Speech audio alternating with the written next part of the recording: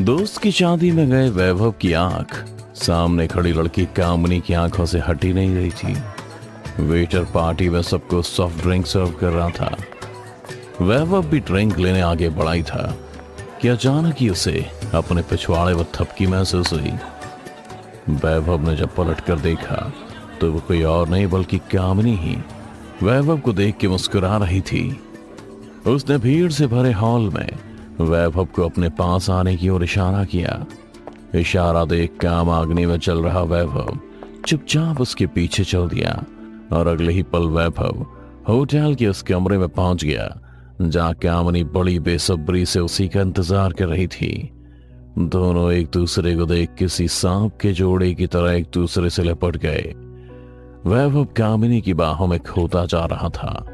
कामिनी भी वैभव के बाल अपनी मुट्ठी में भींचकर अपने नुकीले नाखून वैभव की पीठ में व्यवस्थ करने में लगी थी, जिसका दर्द कामाग्नि में चल रहे युगल के सुख को और मधुर बना रहा था। कुछ मिनटों की गर्म लंबी सांसों के बाद सांसों का काफिला रुक गया। फिर दोनों अपने अपने कपड़े पहनने लगे। तभी मौका देख वैभव ने कामिनी से पूछा, क्या हम दोबारा मिल सकते हैं? अगर तुम जिंदा रहे तो।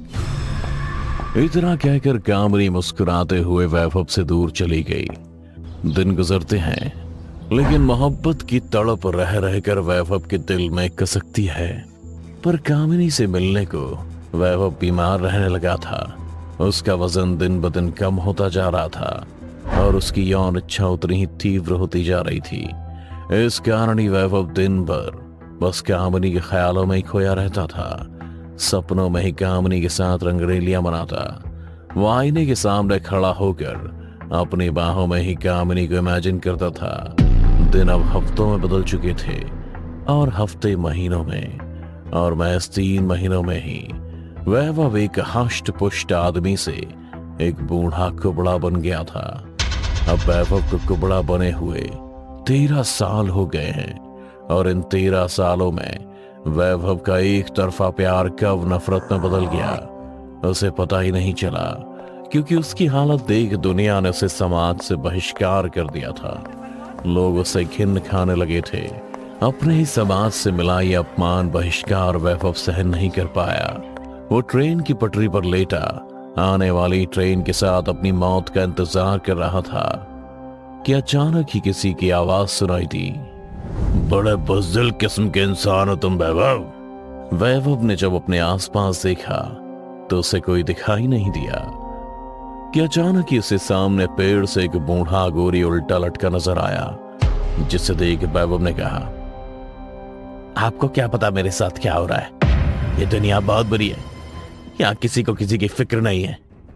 इसीलिए तो कहता हूं तुम एक बुज़दिल किस्म के आदमी हो। बूढ़े गोरी की बात सुन वैभव गुस्से में आ गया। उसे जब खुद पर कंट्रोल नहीं हो रहा था तो उसने गुस्से में ट्रेन की पटरियां उठाकर उसे अलग अलग दिशाओं में फेंक दिया। फिर तमतमाता हुआ घोड़ी की ओर बढ़ने लगा। क्या कहा तूने? मैं बुज़दिल?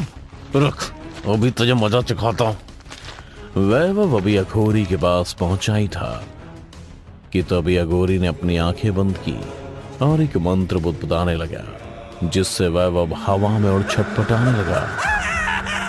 अब दिखा अपनी ताकत का नमूना मुझे। वैभव ने पहले तो उस अघोरी को खूब पकड़ने की कोशिश की, लेकिन जब वो नाकामयाब रहा तो उसने अपनी हार मानते हुए कहा, आप कौन है और मुझे मारना क्यों चाहते? मुझे मारना क्यों चाहते? तुम दुनिया से दूर हुए हो, दुनियादारी से नहीं, और मरना तो तुम खुद चाहते थे।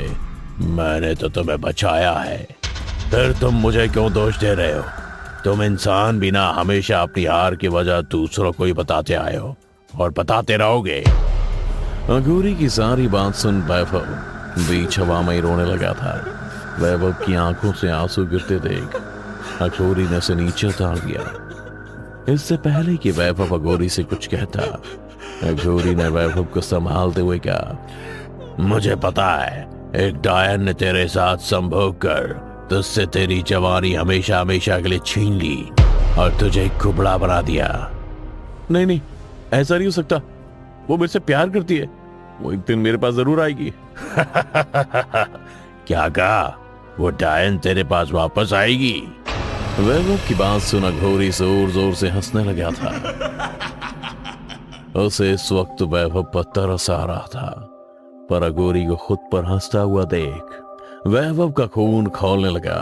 वो गुस्से में अघोरी को लात मारने जा रहा था, लेकिन अचानक ही अघोरी हवा में अदृश्य हो गया और लात सीधी पेड़ में जा लगी और पेड़ 2 टुकड़ों में टूट नीचे गिर गया। पेड़ को इस तरह से टूटता देख वैभव भी दंग था। वो कुछ समझ पाता इससे पहले ही उसने अपने पीछे किसी को कहते सुना, उस डायन ने भले ही तुझसे तेरी जवानी छीन ली हो, पर तुझे एक वरदान से भी नवाजा है। शायद अभी तुझे इस बात का अंदाजा नहीं हुआ है। वैभव ने पीछे मुड़कर देखा तो अघोरी हवा में उसके सामने ही खड़ा था। वरदान? आप ये क्या कह रहे हैं? अघोरी की बात सुन वैभव चौंक गया था। उसे इस बात का जरा भी अंदाजा नहीं था कि जिसे वो अपना प्यार समझता था असल में वही इसके बुरे वक्त की वजह थी। असलियत जान वैभव का सिर फटने को हो गया था। वो गुस्से में चीखने लगा था। तभी अघोरी ने उससे कहा, चिल्लाने से कुछ नहीं होगा, अगर हिम्मत है तो जाओ उससे बदला ले, बर्बाद कर दे उसको। पर वो है क्या? मुझे नहीं पता, फिर मैं कैसे? वैभव अपनी बात पूरी करता इससे पहले अघोरी ने कहा, मुझे पता है वो कहाँ रहती है, जा मिल ले उससे। पता नहीं उसे तू याद भी होगा कि नहीं। बताओ मुझे वो डायन कहाँ रहती है, मैं अभी उसके हलक से उसकी जान खींच लूंगा। वैभव के पूछने पर अघोरी कुछ बोल नहीं जा रहा था कि तभी उसे अपनी पीठ पीछे ट्रेन का हॉर्न सुनाई दिया और उसके मन में ये बात भी घूम रही थी कि उसने गुस्से में पटरी उखाड़ दी थी और अगर उसने जल्दी कुछ नहीं किया तो हजारों लोगों की जान जा सकती है। अरे खड़ा खड़ा क्या सोच रहा है? दिखा अपनी ताकत, पटरी को थाम कर रख जब तक ट्रेन नहीं गुजर जाती। वैभव ने तुरंत ही रेल की पटरी को बाकी पटरियों के साथ जोड़े रखा। जब तक कि पूरी रेलगाड़ी सही सलामत नहीं गुजर गई। हजारों लोगों की जान बचाने के बाद वैभव का अघोरी की बात पर यकीन हो गया था कि सच में डायन ने उससे उसकी जवानी लेकर उसमें 10 हाथियों की ताकत फूंक दी है। रेल के गुजरने के बाद वैभव ने अघोरी से उस डायन का पता पूछा। इस पर अघोरी बोला, वो डायन आज भी ताड़का वन में अनजान मर्दों के साथ संभोग कर उनसे उनकी जवानी छीन रही है। ताड़का वन का नाम सुनते ही वैभव सीधा ताड़का वन के लिए निकल गया। वो जंगल पहुंचा तो उसे वहां अजीब अजीब सी आवाजें सुनाई थी। बहुत से काले साए वैभव का खून पीने उसके इर्द गिर्द मंडरा रहे थे, मगर वैभव जरा भी नहीं डरा। वो बस कामिनी को ढूंढता जंगलों में भटक रहा था कि अचानक ही उसे झाड़ियों में से कुछ आवाजें सुनाई थी। वैभव ने जब पास जाकर देखा तो कामिनी किसी गैर मर्द के साथ संभोग लीला में व्यस्त थी। कामिनी के चेहरे पर कामुकता के भाव देख वैभव का खून खौल गया।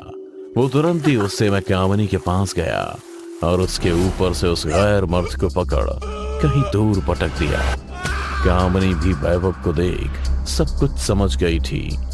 कामिनी अभी भी उतनी ही जवान और कमसिन थी। उसने वैभव को फिर से अपनी अदाएं दिखानी शुरू कर दी। कामिनी वैभव के जिस्म को छू उसे उत्तेजित करती जा रही थी, पर वैभव का गुस्सा कम होने का नाम नहीं ले रहा था। जब कामिनी वैभव के बहुत करीब आ गई तो वैभव ने कामिनी को गर्दन से पकड़ उसे हवा में उठा दिया। बोल, क्यों किया तूने मेरे साथ? मुझसे मेरी जवानी छीन मुझे कुबड़ा बना दिया। मेरी हालत देख, दुनिया मुझे नकारती रही और मैं पागल तुझसे बेइंतहा प्यार करता रहा, और मैं तो तेरे लिए बस एक रात का मजा था और कुछ नहीं। इतना कहकर वैभव ने कामिनी को खुद से दूर धकेल दिया। कामिनी भी वैभव से आजाद होकर अपनी आंखें बंद कर मंत्रों का उच्चारण करने लगी और ताड़का के जंगल में बसे सभी शैतानी ताकतों का आह्वान कर उन्हें अपने वश में कर लिया और एक के बाद एक शैतानी ताकतों के साए को वैभव पर छोड़ती जा रही थी। तू इसी लायक है और मैं चाहती तो तुझे उसी रात खत्म कर देती, पर तेरी आंखों में मासूमियत देखकर मुझे तुझ पर तरस आ गया था। कामिनी गुस्से में वैभव से कहती हुई अपने काले सायों से उसके जिस्म को चीर रही थी, पर वैभव ने भी हार नहीं मानी। वो भी पूरे जी जान से उन काली शक्तियों का डटकर सामना कर रहा था। पर मेरे लिए वो एक रात का मजा नहीं था। मैं तुमसे प्यार करने लगा था। तुम्हारी दी हुई इस एक रात के सहारे मैंने कई साल गुजारे हैं, और शायद मैं उन्हीं यादों के सहारे चैन से मर भी जाता। लेकिन जब मुझे पता चला कि तुम्हारा तो ये पेशा है, तुम ऐसे ही मर्दों के साथ संभोग करके उसकी जवानी छीनती हो उनसे, तब मेरा प्यार मेरा बदला बन गया, और यही बदला मैं तुमसे लेने आया हूँ। वैभव में 10 हाथियों का बल था, जिससे वो वापस कामिनी की गर्दन तक पहुंच गया और उसका गला दबाने लगा, उसकी सांसें छीनने लगा। पर कामिनी ने भी हार नहीं मानी थी। उसने अपनी एक आखिरी चाल चली और ताड़का वन के पेड़ों को अपने वश में कर उसने वैभव पर हमला करवाया। पेड़ों के हमले से वैभव की छाती में नुकीली उकीली लकड़ियां आर पार घुस चुकी थीं, जिनसे बेतहाशा खून निकल रहा था। पर ताड़का वन के पेड़ जितना वैभव को चोट पहुंचाते, वैभव कामिनी की गर्दन पर उतनी अपनी पकड़ मजबूत कर देता। कामिनी के जिस्म में अब बस चंद सांसें बाकी थीं, जिन्हें समेट कामिनी ने मुस्कुराते हुए वैभव से बस इतना कहा, शुक्रिया वैभव। और कामिनी दुनिया छोड़कर चली गई। वैभव भी कामिनी की खुली आंखों को बस एकटक देखे जा रहा था, ठीक वैसे ही जैसे कोई अपने प्यार को देख रहा हो। बस वैभव के साथ फर्क इतना था कि उसने अपने एक तरफा प्यार को खुद मारा था। वैभव की आंखें नम थीं, और तभी उसने अपने पीछे से किसी को कहते सुना, शुक्रिया वैभव, तुम्हारा एहसान मरने के बाद भी हमारे साथ रहेगा। वैभव ने जब पीछे मुड़कर देखा तो उसके पैरों तले जमीन खिसक गई, क्योंकि पीछे वही अघोरी खड़ा था जिसने उसे कामिनी का पता बताया था। अघोरी तो तूने मेरे से ये सब जानबूझकर करवाया? नहीं वैभव, जिस कामिनी से तुम प्रेम करते हो उसी कामिनी से मैं भी प्रेम करता था, और असल में उसका नाम कामिनी है भी नहीं, बल्कि वो तो कामयण काल से इसी जंगलों की एक राक्षसी है, त्रिमुंडा, जिसे वरदान था कि वो संभोग से किसी की भी जवानी छीन सकती है।